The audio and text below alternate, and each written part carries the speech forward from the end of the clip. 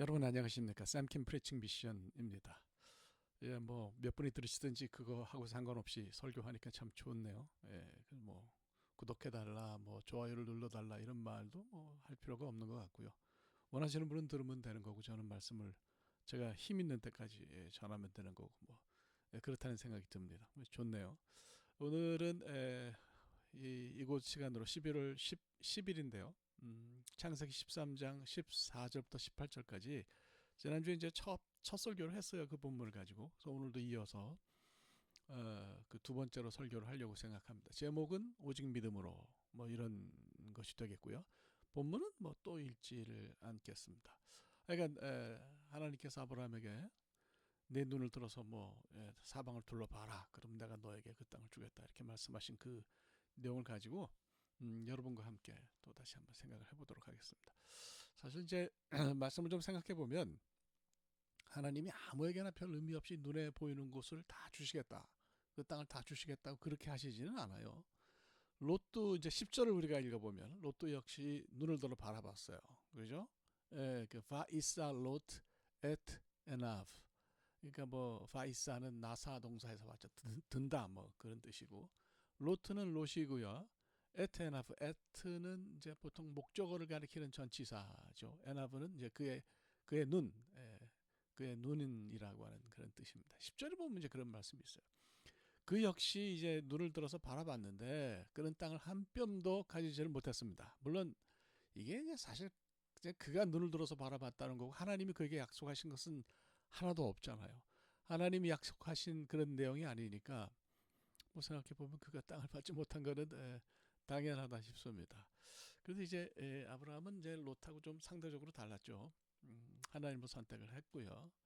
땅을 받았어요.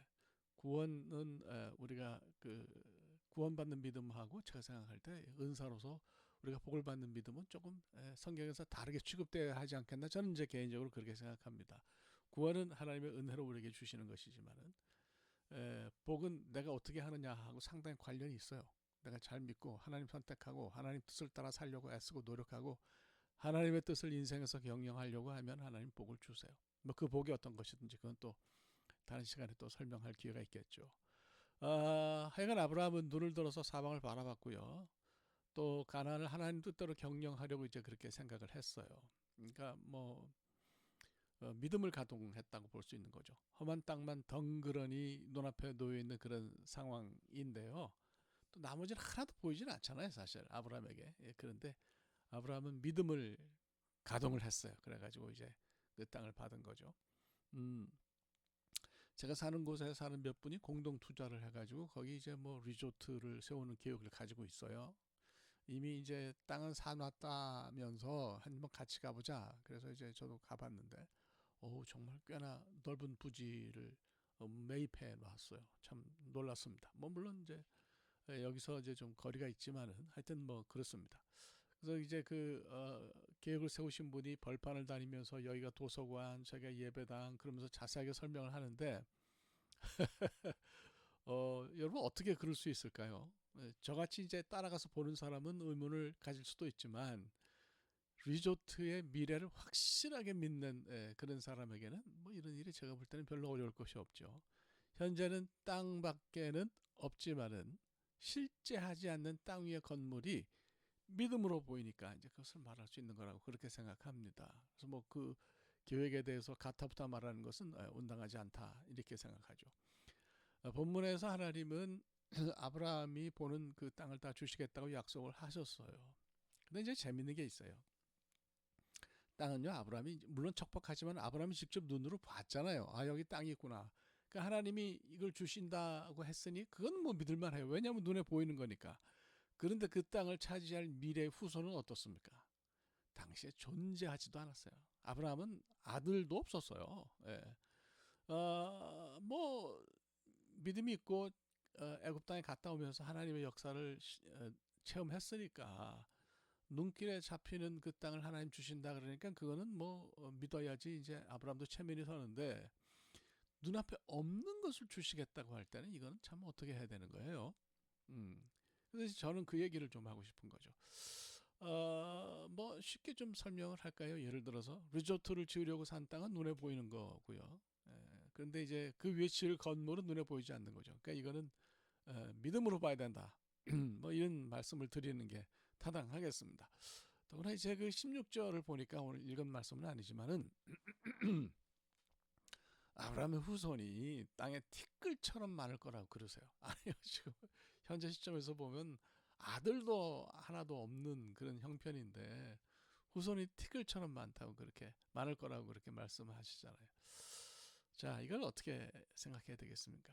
야, 도대체 이건 뭐지? 그리고 복잡하게 생각할 것이 하나도 없다고 봅니다.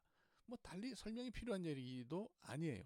하나님 우리 삶에서 눈에 보이고 생각에 잡히는 것도 주세요. 그것도 물론 주시지만은 현재 눈에 보이지 않을 뿐더러 생각조차 해보지 못한 것들도 챙겨주신다는 말씀으로 이것을 받으면 될 거라고 생각합니다. 이 말씀을 제가 이제 곰곰 묵상을 했어요. 하나님이 우리가 미처 계산하지 못하고 우리가 챙기지 못하는 것까지도 아주 섬세하게 살피시고 책임지시겠다고 그렇게 하시는 거구나 하는 것을 묵상 가운데서 깨닫게 되었습니다. 우리가 아브라함처럼 하나님의 말씀에 응답하는 그런 삶을 산다면 계획하는 것을 넘어서서 상상하지도 못하고 기대조차 하지 못하는 엄청난 것도 하나님이 우리의 미래에 채워주신다고 저는 생각합니다. 그래서 이제 신앙이 있는 사람은 현재 형편이 어떠하든지 앞에 척박한 땅만 놓이든지 어떠하든지 늘 기대하면서 살만 해요. 기대를 가지고 하나님이 이제 어떤 일을 하실까? 하나님이 나를 위해서 어떻게 하실까 하는 것을 기대하면서 살만 합니다. 우리 그 상상을 뛰어넘는 그 무엇인가가 삶에 있다고 그게 이제 구체적으로 뭔지는 몰라도 있다고 그렇게 생각을 하면서 살면은 얼마나 든든하고 좋겠어요. 하나님은 God is so good. 그죠?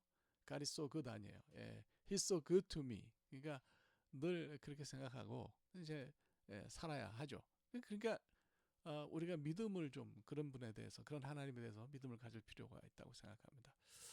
믿음이 뭔가요?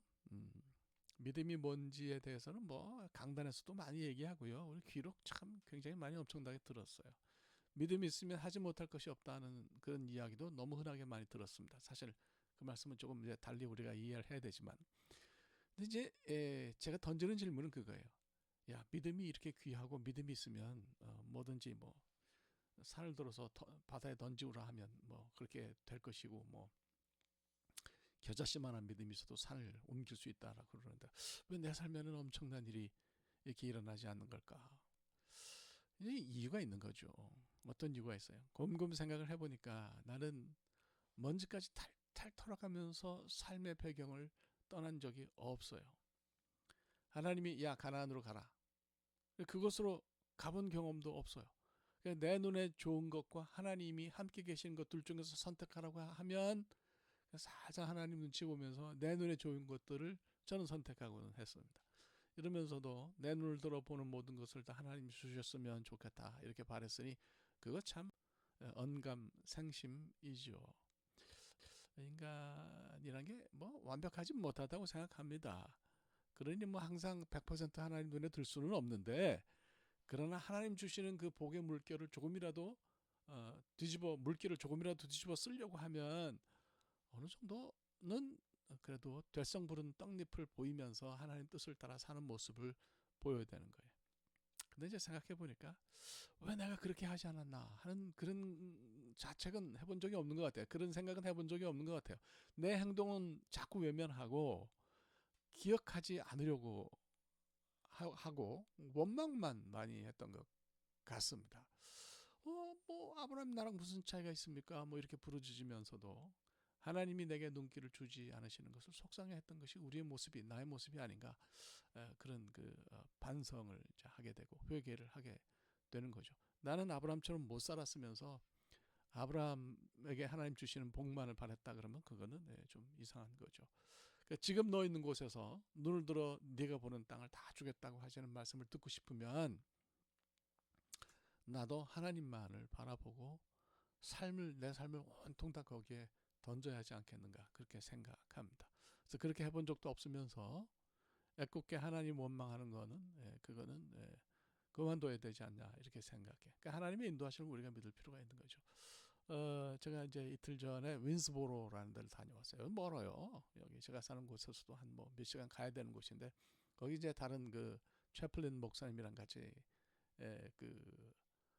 가면서 차 안에서 이제 우리 인생에 대해서 이야기를 하게 됐어요. 저도 좀 요새 좀 생각할 일이 좀 많아가지고 좀 생각하면서 그런 얘기를 했더니 저보고 그렇게 물어요.